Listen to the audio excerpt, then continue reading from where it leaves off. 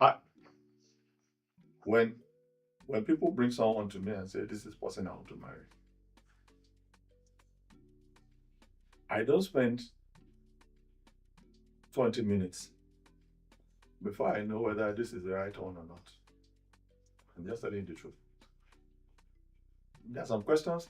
Most times the women, if they are members of this church, they will have coached the boys. Say, this is what you say, Pastor T. This is what you say to him when he tells you. Half of the question you have coached him, I'm not going to ask it. Or you have coached them. There are very few questions I'm going to ask. And I will know where you stand.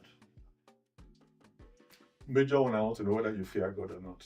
If I know you don't fear God, you're a dead man standing. I said to the girl, that's the one you want to marry. That one that doesn't fear God. Because once a man does not fear God, he will not fear your parents, he will not fear your pastor, he will not fear anybody. He will walk over you like tire. Because they don't fear God. The fear of God is the beginning of wisdom. Because when a man fears God, he's not going to commit adultery against his spouse. When a man fears God, he's not going to be beating up his spouse. Well, that's why I don't do those red lines. I don't do it. I keep money in my drawer at home. My children have never stolen my money for one day. They might be broke, but they will not steal my money. You just have to know, okay, what are we dealing with here? Do you understand what I'm saying? If we are dating and we're about to get married, and all I see you in church and everywhere is that you are flirting with women, I will question your Christianity and say, bro, I don't think you are ready yet. I don't think you are what?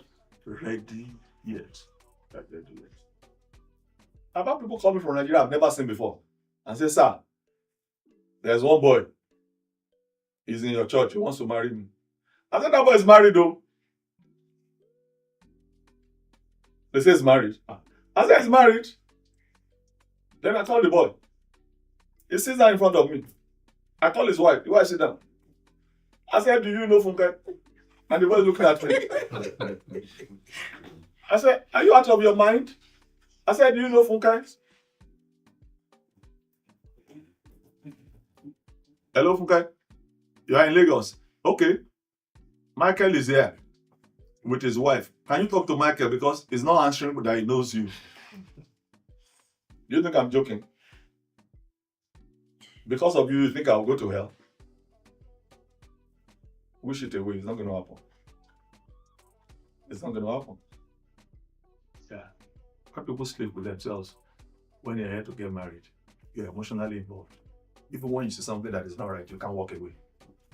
Because you are already invested emotionally. You can't walk away again. These are the realities of this thing called marriage. I don't know if you understand what I'm talking about. Let's go to the next one. Okay, let's talk about conflict resolution. Conflict resolution. You know this thing called conflict resolution?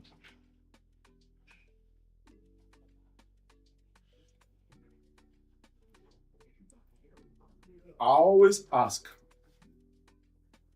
what am I fighting for? What am I fighting for? Is this thing that I'm fighting for, is it worth more than my marriage or not?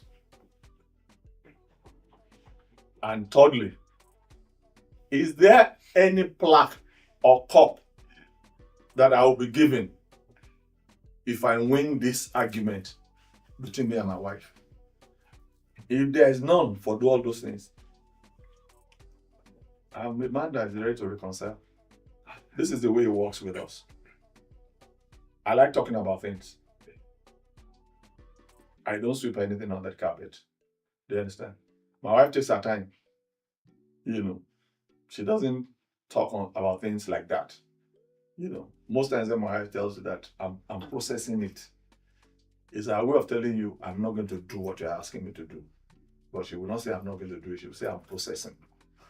So you can't determine how long she takes to process. So after a while, you understand the language of your spouse. So you know that. So it took a while before our children understood I'm processing it.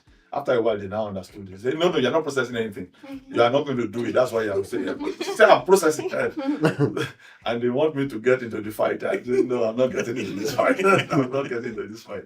Now, the point is, why are both of you not happy? All because you are trying to hold on to your point. Do you understand? Come together. I'm not going to fight my spouse because of my parents,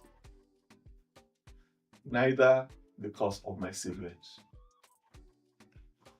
And I'm saying this to you so that you guys have an understanding that this thing is between both of you first and foremost. Do you understand what I'm saying? It's between both of you first and foremost. So don't allow someone to say, I'm your sister and it is this that you must do and that. No. Please. Therefore, a man shall leave his father and his mother, and the two of them shall come together as one flesh. It's important. Once you understand that, then you realize that there is no fight or disagreement you may have that you cannot have a solution to once your heart is open. In resolving conflicts, you must try to shy away from cursing each other or abusing each other or demonizing each other. That will not help to resolve any conflict. It will not help. In fact, there are many ways that we are about to resolve our conflicts in our families. We write letters. When I write letter, I'm really not angry. I'm just trying to put my point across. Because when you are arguing, it's not likely that you're angry. And your body language is not telling a good story. Do you understand? And the other party is responding to your body language. Do you understand? But when I'm writing a letter, there's no body language involved. There's no calling of names there. There's nothing.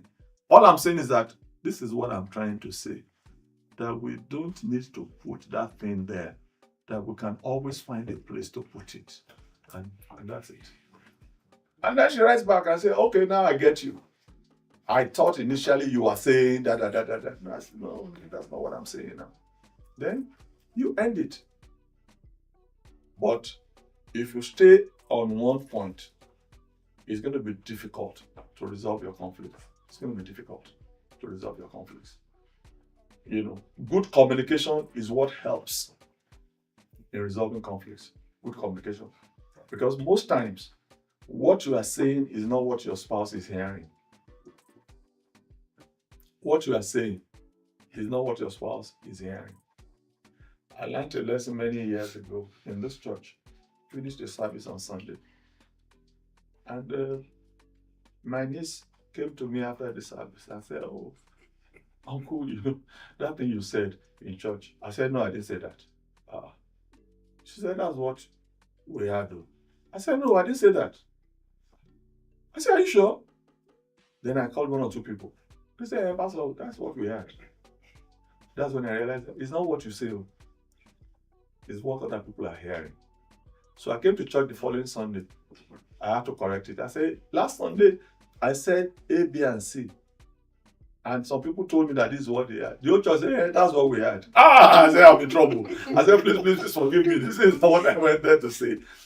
Because in the heat of the moment, you have 40 minutes to preach. There are times what is in your head is not what you are saying. Do you understand what I'm saying? And then you misspeak. And the person picks it. And they run with that. And that's really what not in your heart. Now, women love to describe a lot of things. Men, we don't have patience for the description. So when my wife starts to talk, She starts from this one and very described. I said, please, go to the point. She said, okay, she's not talking again. Oh Lord, what is this? This thing called marriage is just too much for me. I tell you. I said, go straight to the point. What is the point? You can attend a wedding now. You say, did you see the shoes the bride wore? The shoes? You think of all the things I'm looking at. Is the shoes that you are wearing on your wedding date that I'm looking at? I don't even see you. Not to come up with our shoes. And that's how women are. They are so detailed that they will detail every point. And you are saying, really, this detail, it doesn't matter to me. So it took me a while to understand that when my wife says that I feel like eating, because what I hear is that I'm hungry. Do you understand? Yeah. So I get up and I go I'm on my way to the kitchen downstairs. And she's still on the bed. I'm saying, so why are you sitting on the bed? You said you want to eat. She said, no, who told you that what I want to eat is in the house? I said, so what is the problem? She said, I've thought about what we have in the house. We should order food. I said, why is it difficult to just say, can we order? The women have to go all around and I said that, okay, because they are very emotional with what they say, so they put a lot of emotion in it.